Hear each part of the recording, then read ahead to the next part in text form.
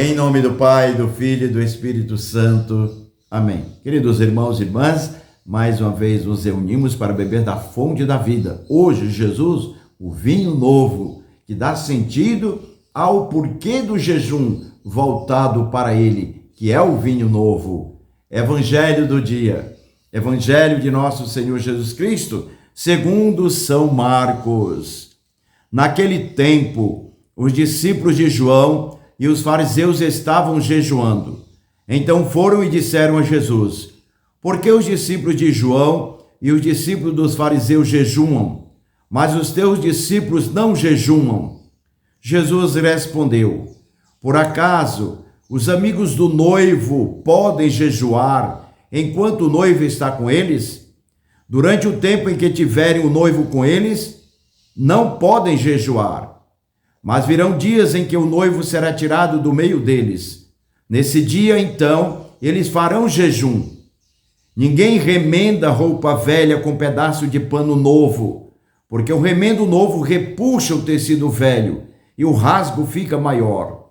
Ninguém põe vinho novo em vasilhas de couro velhas, senão o vinho vai romper as vasilhas, e tanto o vinho como as vasilhas se perderão. Ao contrário, vinho novo em vasilhas novas. Palavra da salvação. Glória a vós, Senhor. Vejam, queridos irmãos e irmãs, que bonito, que maravilhoso o evangelho de hoje. Que ensinamento Jesus dá. Aquilo que vinha sendo prescrito já não cabe mais diante daquilo que Jesus está anunciando. Tem que partir dele. Ele que é a novidade. Por isso que o evangelho narrado por São Marcos, a comunidade de São Marcos, vai dizer que Jesus é esse vinho novo e vai ser ligado ao jejum. O jejum continua prescrito.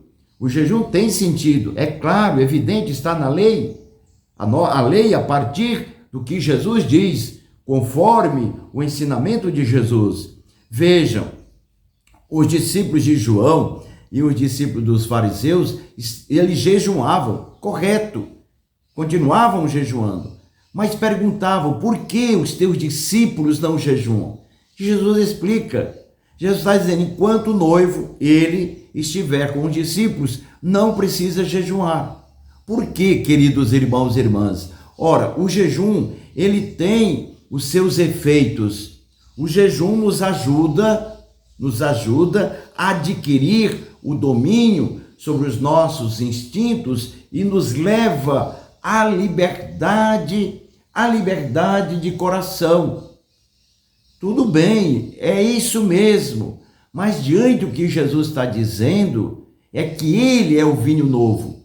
Os discípulos não precisam jejuar, porque ele está ali, ele está sendo doado, dado como vinho aos discípulos.